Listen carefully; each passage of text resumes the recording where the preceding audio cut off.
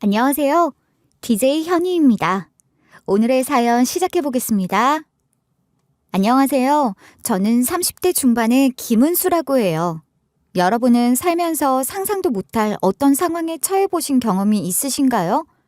저는 사실 아직 살아온 날들이 그리 많지도 않고 부끄럽지만 여태 엄마의 보호 아래 소위 곱게 자란 딸이었던 것 같아요. 그런 제가 힘들었을 때 제 곁을 지켜준 사람과 결혼을 결심해 행복의 절정을 맛보았는데 거기서 그대로 추락하고 말았죠. 믿을 수 없는 진실을 앞에 두고 제가 어떤 결심을 했었는지, 그리고 그 일이 저를 어떻게 성장시켰는지 그런 이야기를 해보려고 합니다. 앞서 제가 저 스스로를 두고 곱게 자란 딸이었다고 말씀드렸었는데요. 저의 어린 시절은 그리 행복하지 못했어요. 엄마랑 아빠가 제가 아주 어릴 때 이혼하셨거든요. 아빠에 대한 기억이 뚜렷하지도 않을 정도로 어릴 때였지만 제가 기억하는 아빠는 무능하고 무책임한 사람이었던 것 같아요. 반면 엄마는 아주 강한 분이셨죠. 두 분이 이혼하시고 전 엄마랑 둘이 살았는데 그랬기 때문에 엄마로부터 아빠에 대한 안 좋은 얘기들을 들어서 아빠를 그렇게 기억하는 건 아니에요. 엄마는 제게 아빠 얘기를 거의 안 하셨거든요. 이혼 후 아빠는 어떤 식으로든 저를 보려고 하지 않으셨어요. 양육비도 물론 단 한 번도 보내오신 적이 없었고요. 엄마가 아빠에 대해서 뭐라고 얘기하지 않으셨지만 그 두 가지 사실만으로도 제게 아빠는 좋은 사람으로 기억될 수는 없지 않나요? 엄마는 아빠에게 그야말로 학을 떼며 이혼했고 이후로는 아빠를 만나지도 않았을 뿐더러 언급하는 것조차 싫어했던 것 같아요. 그리고 혼자 힘으로 저를 키우셨죠. 여장부 같았던 엄마는 억척스러운 면이 있는 분이셨답니다. 제가 어렸을 때라 속속들이 다 알지 못할 뿐 아마 엄마 혼자 고생도 많이 하셨을 거예요. 제가 초등학교 3, 4학년쯤이었던 것 같은데 엄마는 늘 늦게까지 일을 하셨고 전 혼자 잠들곤 했었어요. 그러다 자다 깨서 보면 엄마가 혼자서 식탁에서 술을 마시고 있거나 눈물을 흘리고 있는 걸 본 적도 있었죠. 엄마 왜 그래? 엄마 울어?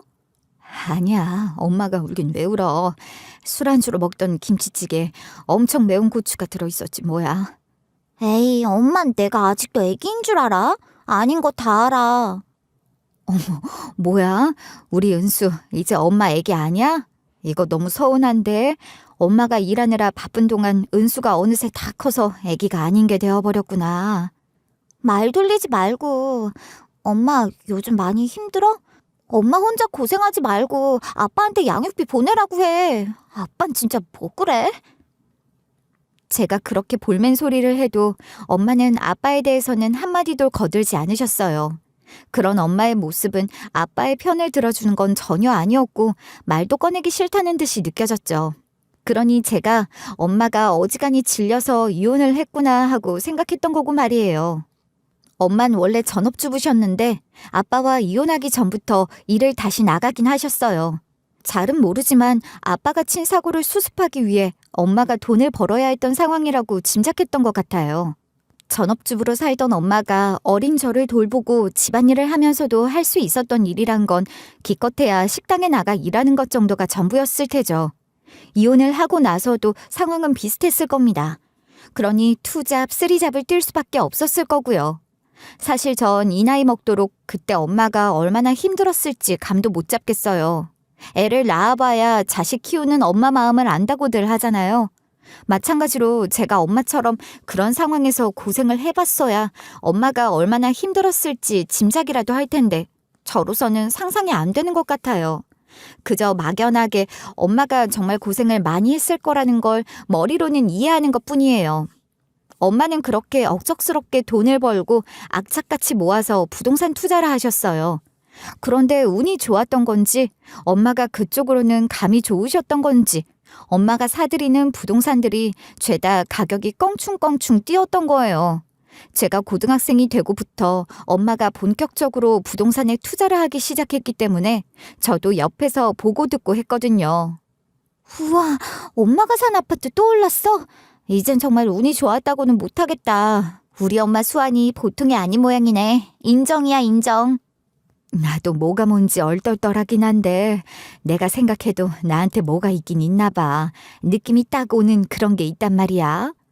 뭐가 됐든 엄마가 고생해서 번 돈으로 투자한 건데 잘 된다니 좋아. 이제 엄마도 좀 쉬엄쉬엄 즐길 것도 즐기고 인생 좀 편하게 살아. 그래도 되잖아. 그럴 순 없지. 우리 딸 공부도 계속 시켜줘야 하고 또 시집도 잘 보내줘야 하는데 그러려면 엄마가 벌 수 있을 때 더 벌어놔야 돼. 제가 느끼기에 이 정도면 우리 집도 살만한 게 아닌가 싶을 때에도 엄마는 여전히 늦도록 일을 하셨어요. 엄마 말처럼 엄마가 그렇게 치열하게 돈을 벌려고 했던 건 순전히 저를 위해서인 것 같았죠. 엄마 자신을 위해서는 뭣 하나 제대로 된 소비를 하신 적이 없어요. 엄마 자신은 그렇게 고생하며 살았지만 하나뿐인 딸인 저만큼은 곱게 키우고 싶어 하셨거든요. 형편이 나아지고 숨통이 트인 뒤로는 철마다 예쁜 새 옷을 사서 입혀주며 뿌듯해 하셨지만 정작 엄마 옷을 사는 건 거의 보질 못했어요. 엄마, 왜 맨날 내 옷만 사와? 엄마 것도 좀 사, 응? 엄마가 새 옷 입고 갈 데가 어디 있어. 그리고 엄만 이제 나이 들어서 새 옷 입어도 안 예뻐. 한창 예쁜 우리 딸 예쁜 옷 입히는 게 훨씬 더 좋은걸? 엄마도 참. 나야말로 교복 입고 학교 다니는데 옷이 뭐가 필요해. 그리고 하루 종일 앉아있으니 살만 찌고 뭘 입어도 안 예쁜데 무슨 소리야. 누가 할 소리? 무슨 소리를 하는 거야? 엄마 눈엔 예쁘기만 한데.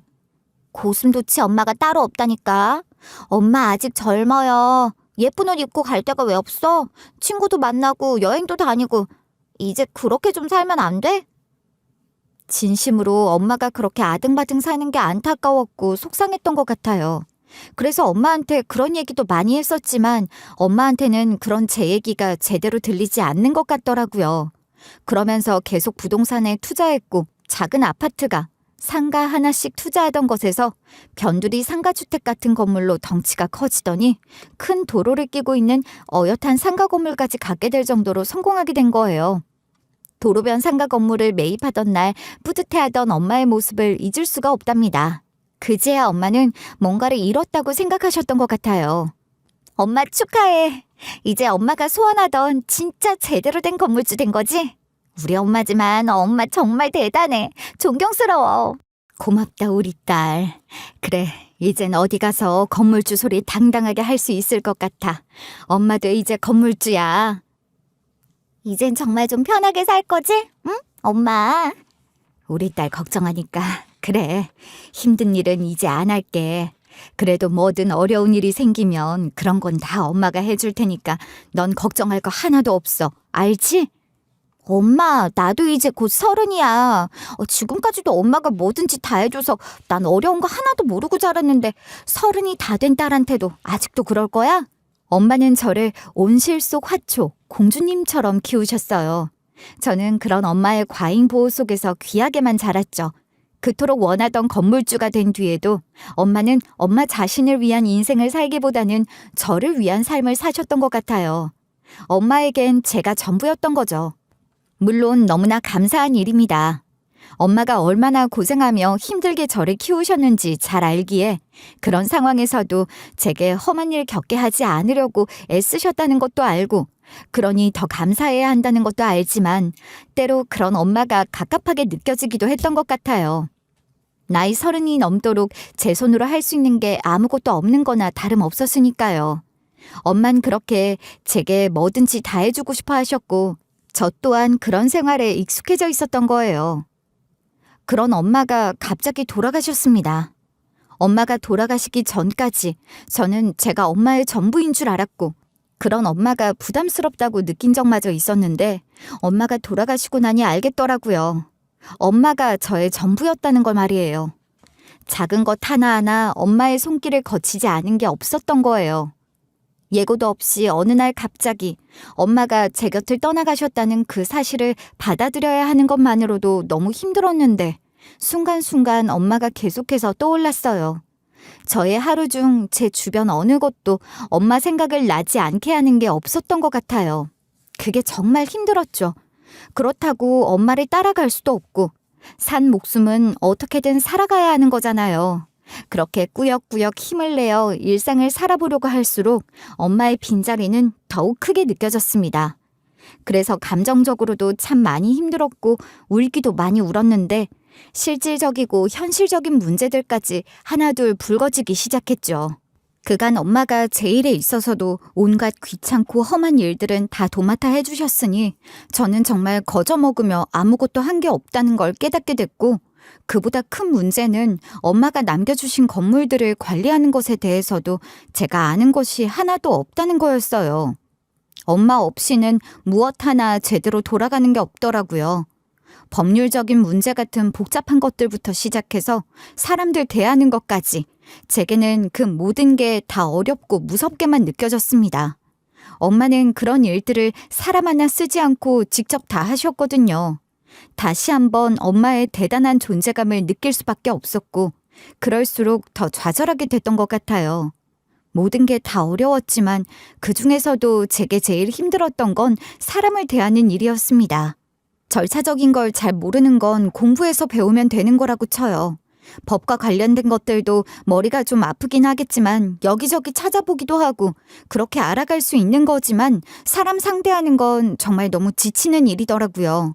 모든 걸 관리하던 엄마가 돌아가시고 아무것도 모르는 어린 딸이 유산을 물려받았다는 걸 아는 사람들은 대놓고 저를 애송이 취급하며 무시하는 것만 같았고 점점 더 위축되어 가기만 했죠. 건물 하자 보수하러 들어온 업체에서도 제가 실무적인 부분에 전혀 아는 바가 없다는 걸 간파하고는 저를 무시하고 자기들 멋대로 과한 금액을 요구하는 것 같은데 그걸 어떻게 조율해야 하는지 저는 겁부터 났어요. 또 건물에 들어와 있는 입주자들도 하루가 멀다 하고 온갖 불만을 토로하며 이것 해내라 저것 해내라 하는데 그런 요구들을 어디까지 들어줘야 하는 건지 도무지 감이 안 잡혔고 사람들을 대하는 게 무서워서 피해 다닐 지경이었습니다.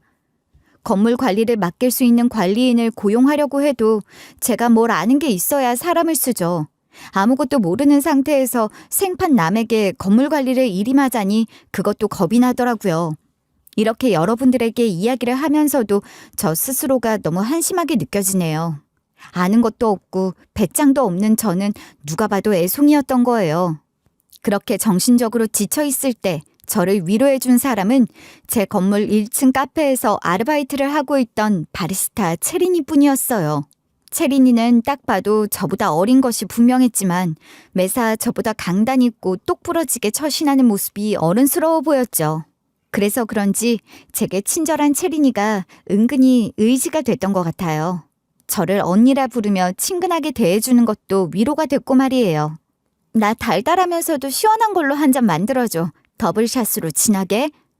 언니 또 누구한테 된통 당했어? 오늘은 또 누구야? 오늘 보수업체 사람들 들어오는 날인가? 아니면 입주민? 보수업체 사람들한테 탈탈 털리고 나오는데 2층 입시학원 원장까지 마주쳐서 방음 문제 어쩌고 하는 얘기 한참 듣다 왔어. 아, 그 원장 진짜 기 세던데 보나마나 우리 언니 기 다 빨리고 왔겠구만. 잠깐 앉아있어봐. 내가 정신 번쩍 들고 기분 좋아지는 걸로 맛있게 한 잔 금방 만들어줄게. 고마워. 그래도 여기 와서 네 목소리 들으니까 마음이 좀 평온해지는 것 같아. 힐링이야 힐링. 그냥 하는 말이 아니라 정말 그랬어요.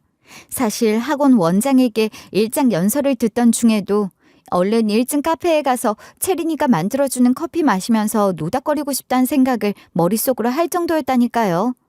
그럴 정도로 체리니는 제게 중요한 사람이었습니다.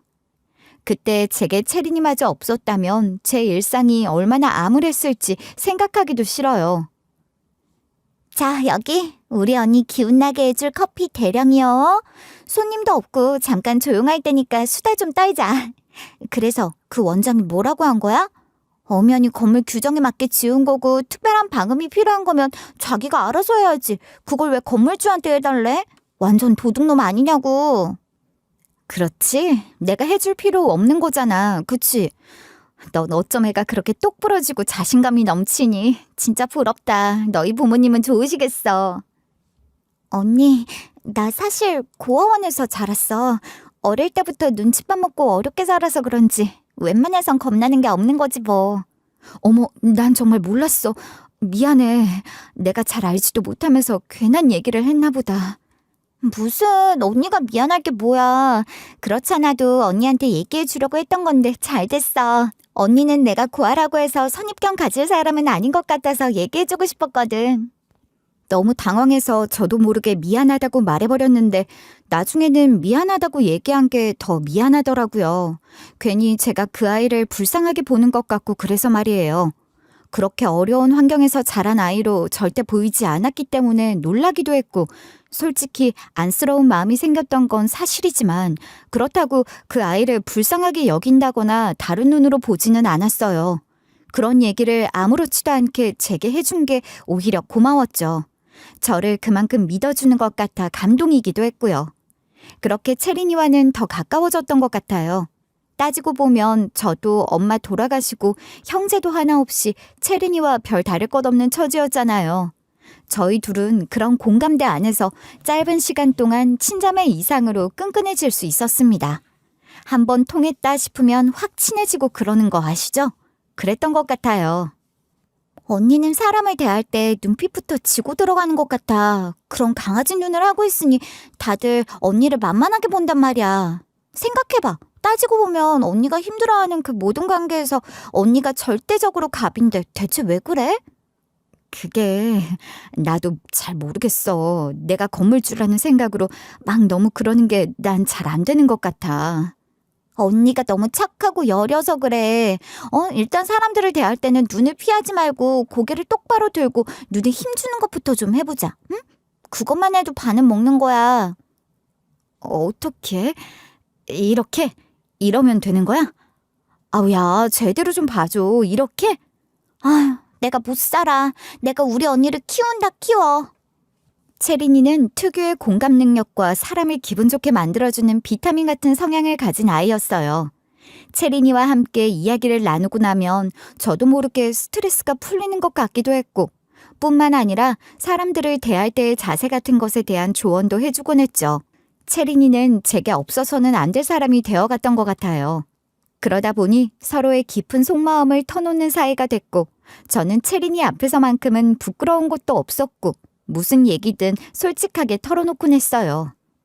언니, 오늘 왜 이렇게 기운이 없어 보여? 어디 아파? 아니, 그런 건 아닌데. 몰라. 나 요즘 외로운가 봐. 누군가 좋은 사람이 있다면 만나보고 싶다는 생각도 들고 이게 봄 타는 건가? 정말?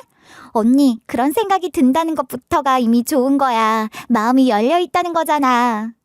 내 마음만 열려있으면 뭐하니? 사람이 없는 걸. 너도 알잖아. 내 일상이 어떤지. 사람을 어디서 만나겠어. 언니, 그럼 혹시 소개팅 할래? 우리 카페 단골 중에 언니랑 잘 어울릴 것 같은 사람이 한 사람이 생각나거든. 어때? 생각 있어? 소개팅처럼 인위적으로 판을 짜놓은 만남은 어쩐지 불편한 부분이 있지만 다른 사람도 아니고 채린이가 시켜주는 거라면 믿음이 갔어요. 누구보다 저를 잘 아는 채린이가 저와 어울릴 것 같다고 하는 사람이니 궁금하기도 했고 만나보고 싶더라고요. 그렇게 해서 실로 몇 년 만에 소개팅이란 걸 하게 됐던 거예요. 꽤 탄탄한 중견기업에 다니다가 자기 사업을 하려고 퇴사해 사업 준비를 하고 있는 사람이라고 했는데 훤칠한 체격에 호남형의 외모, 게다가 말솜씨가 굉장히 좋더라고요. 사람을 편하게 해주면서도 적절할 때 웃겨줄 줄도 아는 것이 말하는 재주를 타고난 사람 같았죠. 거기에 다정하고 세심한 배려심까지 갖추고 있었으니 저는 처음 그 사람을 소개받던 날부터 이미 그 사람에게 빠져들었던 겁니다. 채린아, 난 내가 금사빠라는 걸 이번에 알았어. 나 그 사람 좋아하는 것 같아. 언니 진정해. 한 번 만나고 와서는 벌써 그럼 어떡해. 언니는 좋으면 좋은 게 그대로 드러나는 사람인데. 아휴, 그 사람도 다 눈치챘겠네 벌써. 어쩔 수 없지 뭐. 어차피 난 여우과도 아니고 뭐 다 들켰어도 괜찮아. 그 손님이 괜찮은 사람이라고 생각해서 소개하긴 했는데 그래도 내가 좀 걸렸던 게 자기 사업을 준비 중이라고는 하지만 따지고 보면 현재 상태는 무직인 거잖아. 그런 것도 상관없어? 그게 무슨 상관이야. 내가 남자 조건 골라서 시집 가려는 애도 아니고 사람이 중요한 거지. 채린이가 다소 조심스럽게 그런 얘기를 했을 때 저는 정말 자신만만하게 그렇게 대답했어요. 그게 제 진심이었으니까요. 물론 제가 먹고 살 걱정 같은 걸 하지 않아도 되는 입장이었기에 더 그렇게 말할 수 있었던 건지도 모르지만 어쨌거나 조건보다는 사람이 중요하다는 게 제 생각이었어요. 그렇다고 그 사람이 엄마와 이혼한 아빠처럼 무능하고 무책임한 사람 같아 보이진 않았으니 전혀 문제될 게 없다고 생각했던 거예요.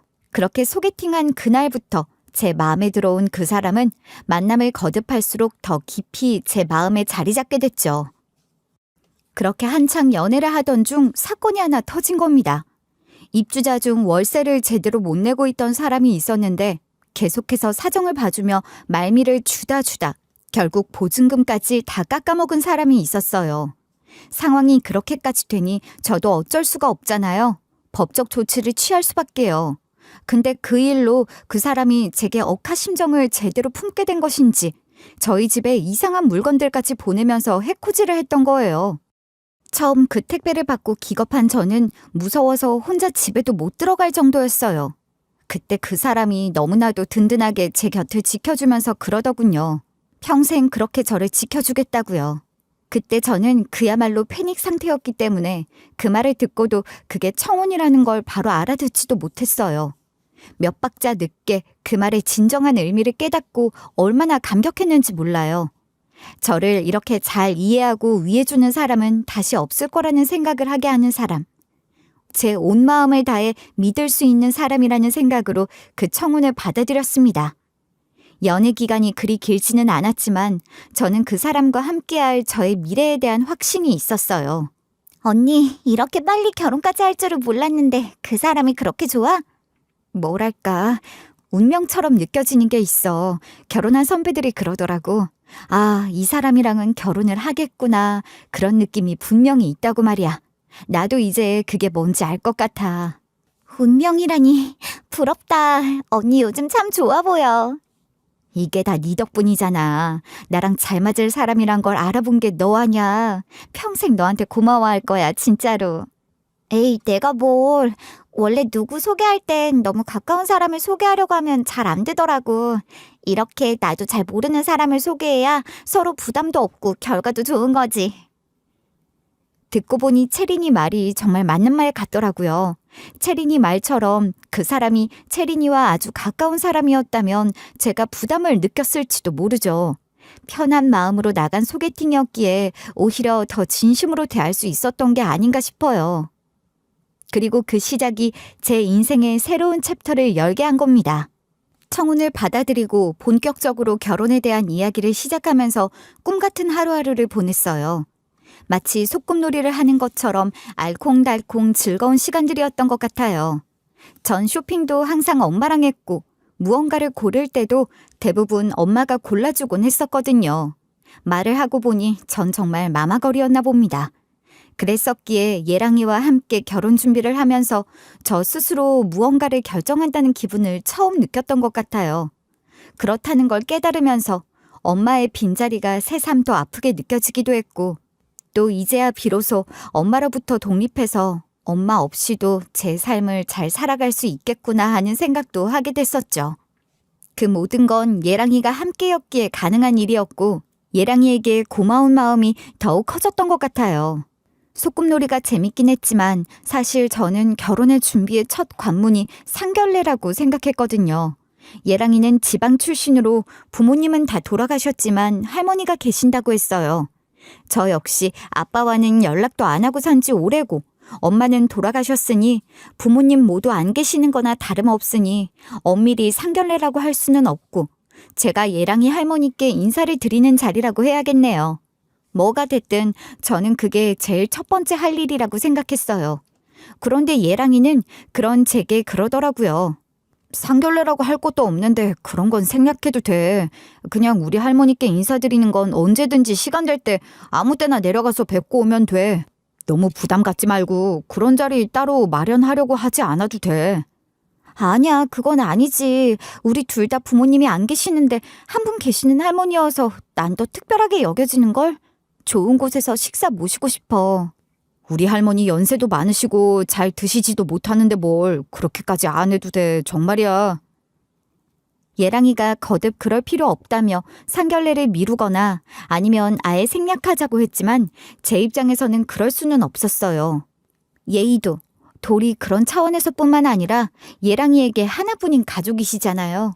귀하게 모시고 싶은 마음에 고집을 부려 상견례 날을 잡았죠.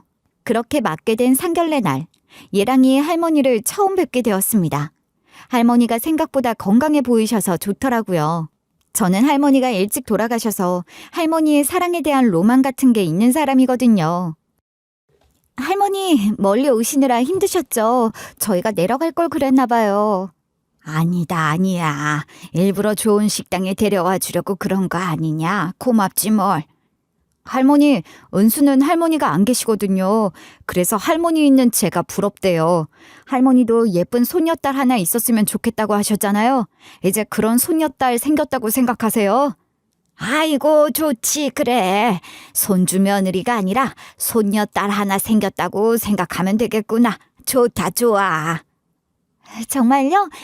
그럼 할머니, 은수야 하고 제 이름 그냥 불러주시고 편하게 대해주세요. 저도 이제 할머니가 생겨서 너무 좋아요.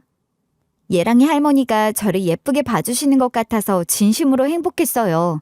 예랑이와 만나면서 느꼈던 행복과는 또 다른 행복감인 거죠. 엄마가 돌아가신 후로 그런 따뜻한 느낌을 처음 가져본 것 같았거든요. 연인에게서 느끼는 것과는 다른 종류의 따뜻한 말이에요. 제가 진심으로 감동한 것을 예랑이도 느끼는 것 같았고, 그렇게 정말 좋은 분위기로 식사를 하고 있었어요. 그런데 예랑이가 속이 좀 안 좋다며 중간에 화장실에 갔는데 너무 오래 걸리는 거예요. 예랑이 할머니도 식사를 거의 다 하셨는데 그때까지도 예랑이가 화장실에서 돌아오지 않아 기다리다 못한 제가 직접 찾아 나서게 됐지 뭐예요. 할머니가 계속 기다리시는 게 아무래도 신경이 쓰이더라고요.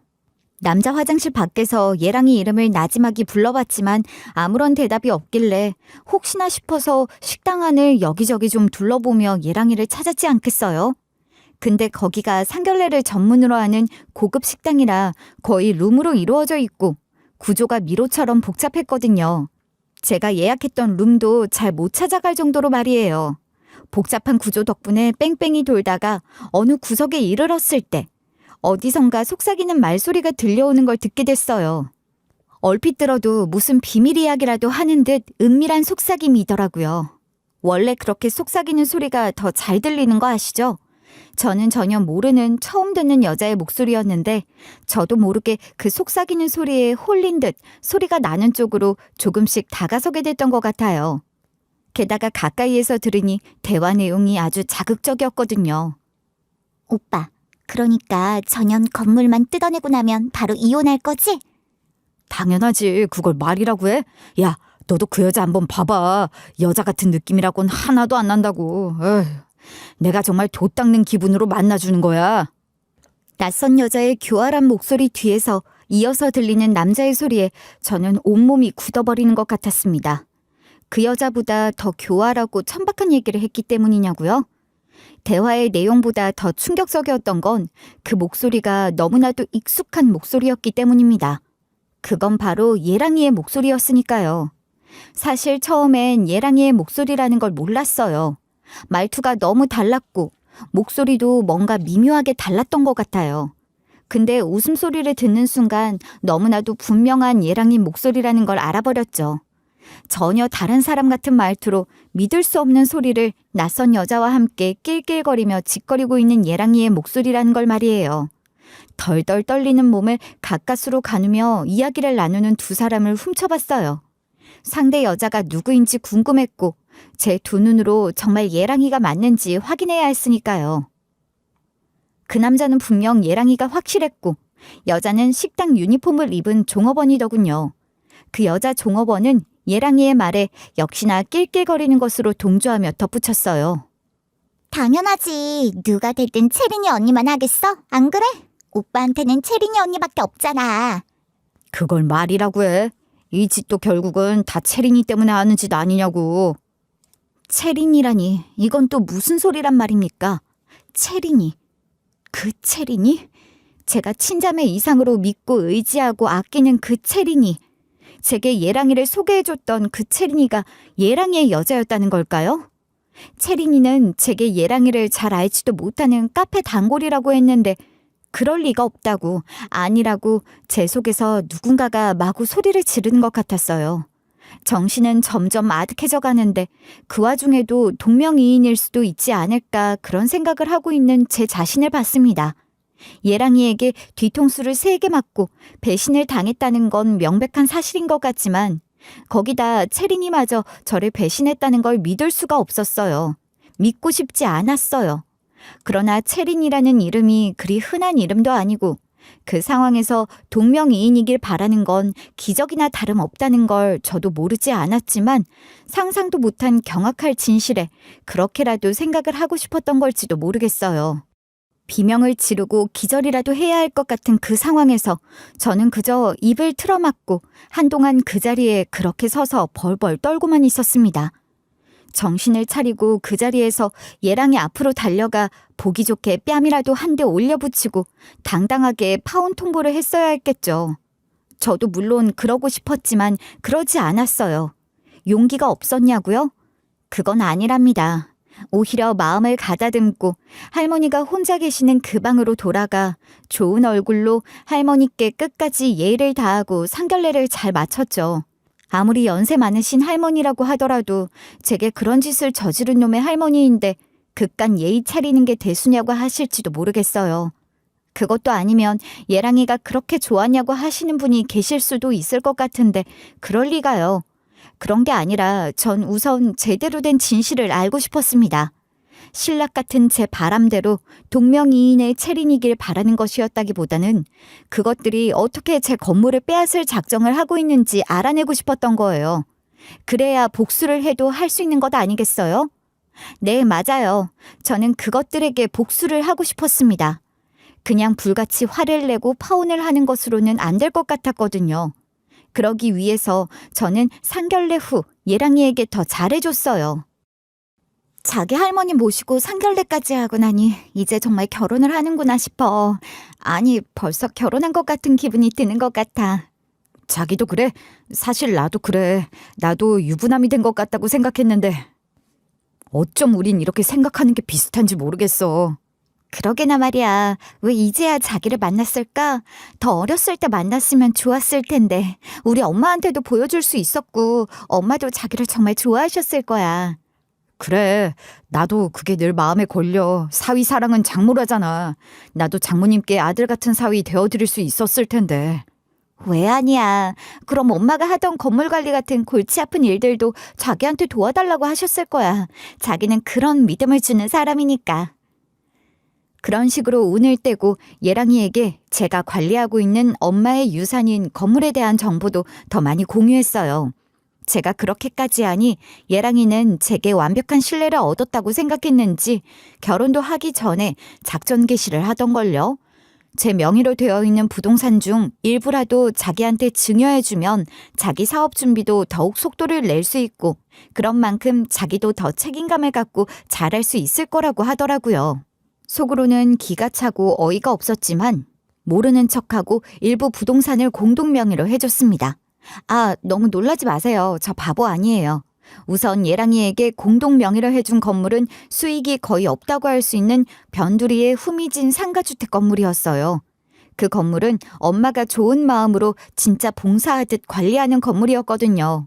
세입자들은 다들 엄마와 오랜 인연이 있는 분들이셨고 중도 해지가 불가능한 임대 계약이 앞으로도 10년 이상 기한이 남아 있었죠. 그러나 건물 자체의 재산 가치는 물론 있는 거잖아요. 저는 그 건물을 미끼로 던져놓고 예랑이와 결혼했습니다.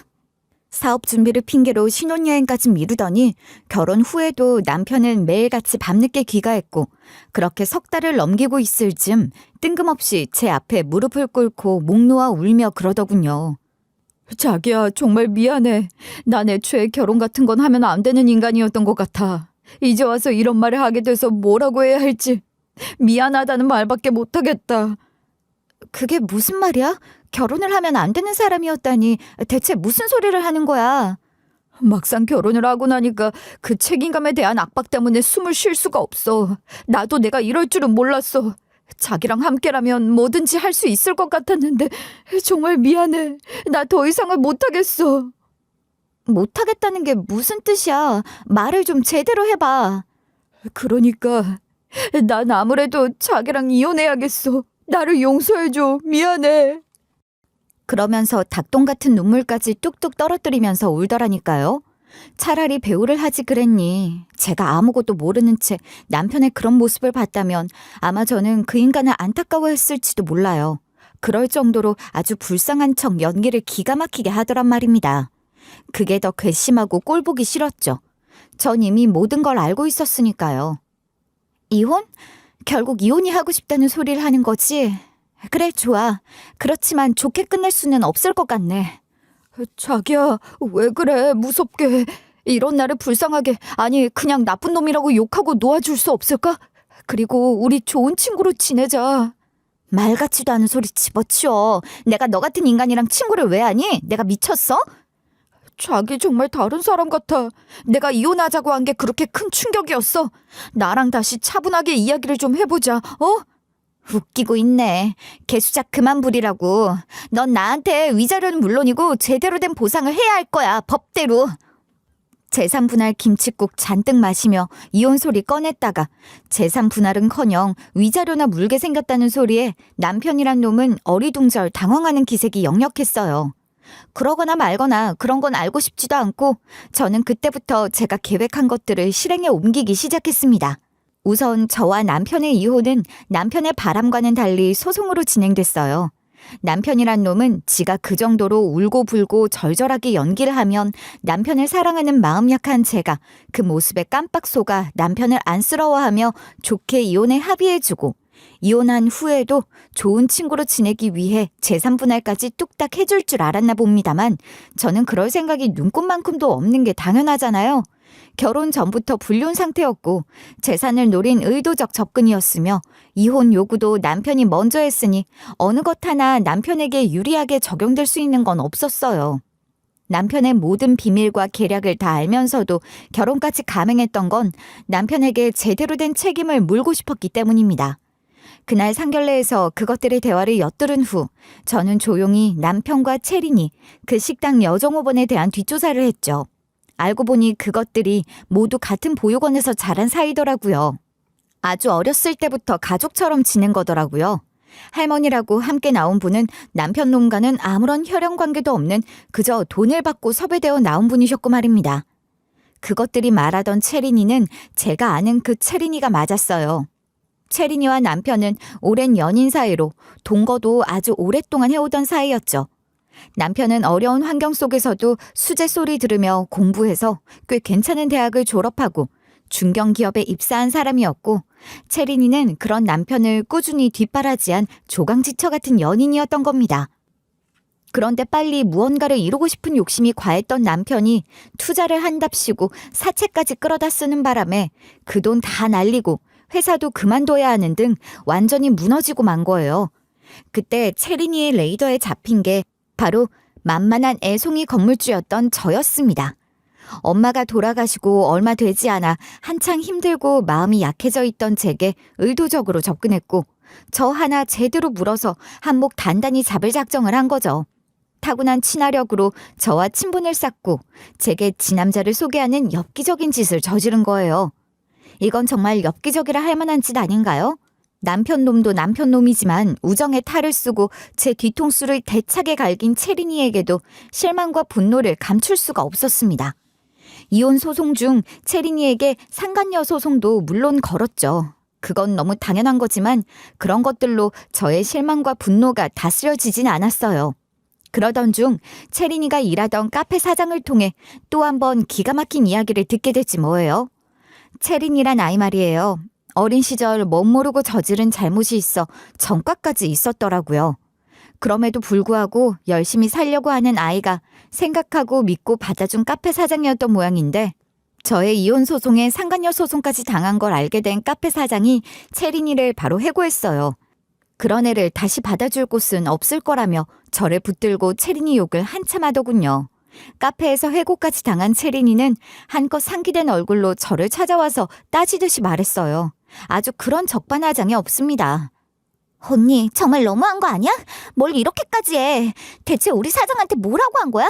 날 믿고 가게고 뭐고 다 맡기시던 분인데 뭐라고 모함을 한 거냐고.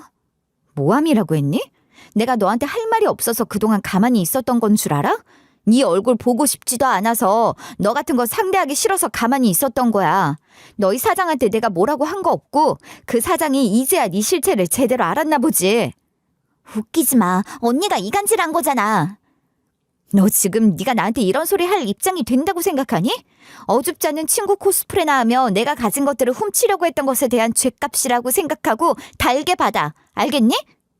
제가 그렇게 쏘아붙이니 채린이는 씩씩 거친 숨소리를 내며 얼굴이 시뻘개질 정도로 열이 받았는지 분노하며 제게 그러는 거예요. 상간녀 소송까지 했으면 됐잖아. 나한테 정말 이렇게까지 해야 해? 상간녀 소송? 그깟 게 뭔데? 위자료 꼴랑 얼마 받는 걸로 내가 받은 상처, 네가 저지른 죄가 없어질 거라고 생각하니? 상처 같은 소리 하네. 그래, 그깟 위자료 언니가 공동 명의로 해준 그 건물 반 땅에서 받은 돈으로 보내줄게. 딱 그 건물 반만 먹고 떨어질 테니 잘 먹고 잘 살아. 너 정말 어이없는 애구나. 누가 그 건물 반 땅에서 니들 준대? 남편이란 놈은 이미 빚더미에 앉아 신용불량자로 전락한 놈이었는데 그 상황에서 제게 위자료까지 물게 생겼잖아요. 그것들이 노리는 건 제가 공동명의로 해준 그 상가에 대한 권리를 주장해서 재산 분할을 받는 것이었나 본데 아무리 그 권리 주장해봤자 그게 받아들여질 리가 있나요? 애초부터 그것들이 엄마에게 상속받은 제 재산, 정확히 말해 제 명의로 된 건물들을 노리고 의도적으로 접근한 것이었고 그 증거들까지 확보가 되어 있는 상태였으니 사기 결혼으로도 볼 수도 있는 겁니다. 게다가 그걸 다 알고 있었던 저였기에 일부러 실속 없는 건물을 공동명의로 해준 것일 뿐 그로 인한 실권은 아무것도 해주지 않았어요.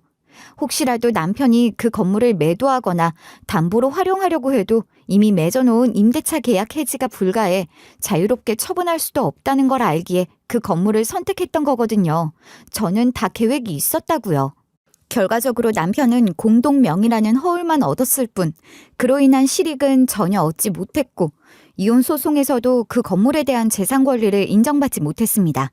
심지어 이혼 소송을 하던 중 법정에서 그 건물을 받았다고 생각했지만 거기서 자기가 얻은 건 아무것도 없었다는 식으로 말하며 애초에 제 재산을 노리고 결혼한 것이었다는 걸 자백하는 것과 다름없는 말실수까지 하더군요.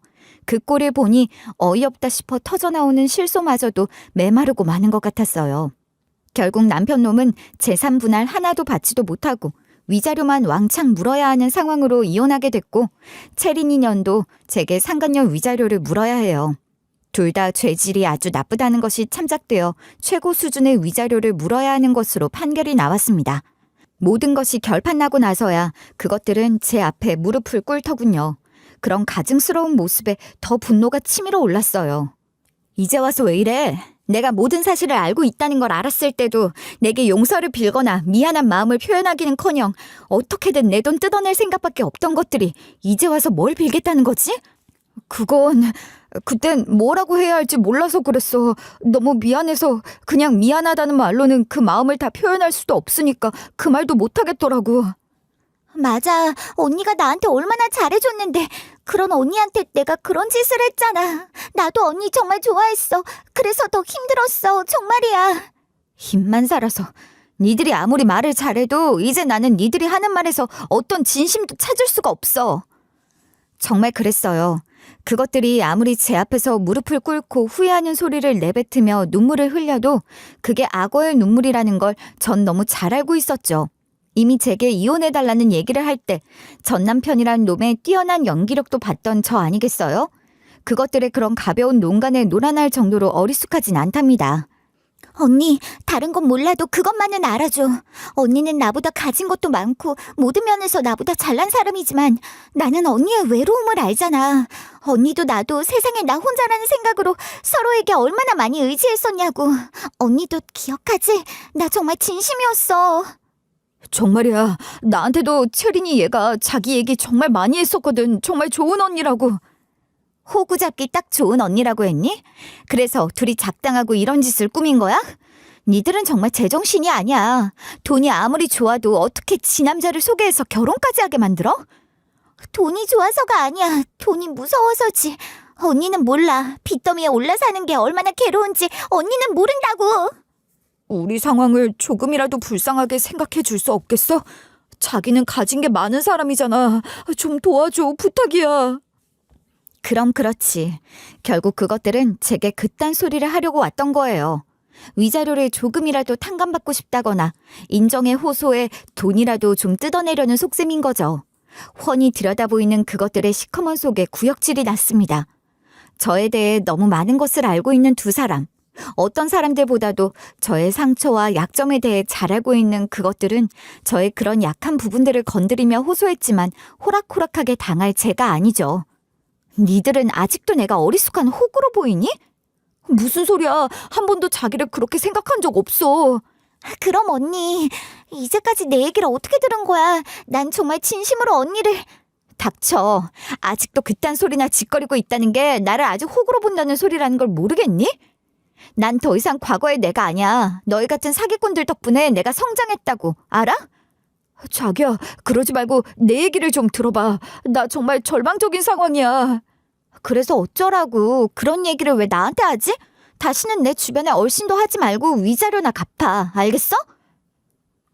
엄마가 돌아가시고 의지할 곳 없던 저는 우연히 만난 좋은 친구, 그리고 사랑하는 남자에게 모든 것을 의지하려고 했으나 보기 좋게 배신당하며 스스로 강해져야 한다는 걸 깨닫게 된 거예요. 그리고 이젠 알아요. 엄마가 제게 남겨준 것들과 저 자신을 지키기 위해서는 믿고 의지할 누군가를 찾을 것이 아니라 제가 더 강해져야 한다는 걸 말이에요. 나쁜 놈들 덕분에 한 단계 성장했다고 생각하지만 앞으로도 저는 더 강해질 겁니다. 그럴 수 있을 거라는 자신도 있고 용기도 생겨요. 처음 이야기를 시작할 때만 해도 저는 뭔가를 하소연하고 싶은 마음으로 제 이야기를 들어줄 누군가를 찾았던 것 같아요. 그런데 이야기를 하는 동안 저도 모르게 이런 용기가 생기는 걸 느꼈어요. 정말 신기하죠? 이게 다 제 이야기를 들어주고 공감해주신 여러분들이 계신 덕분인 것 같아요. 그래서 더 감사한 마음이에요. 보이지도 않고 들리지도 않지만 여러분들께서 제게 보내주신 용기라고 생각합니다. 이 마음 잊지 않고 매일매일 더 강해지며 잘 살아갈게요. 이런 일을 겪긴 했지만 아직 이 험한 세상 겪어야 할 일들이 더 많을 거라고 생각해요. 웬만한 일들은 대범하게 웃어넘길 수 있는 그런 강한 사람이 되고 싶답니다. 제가 그렇게 살아갈 수 있게 응원해주세요. 저도 여러분들 한 분 한 분의 삶을 응원하며 제 이야기를 마치겠습니다. 정말 감사합니다.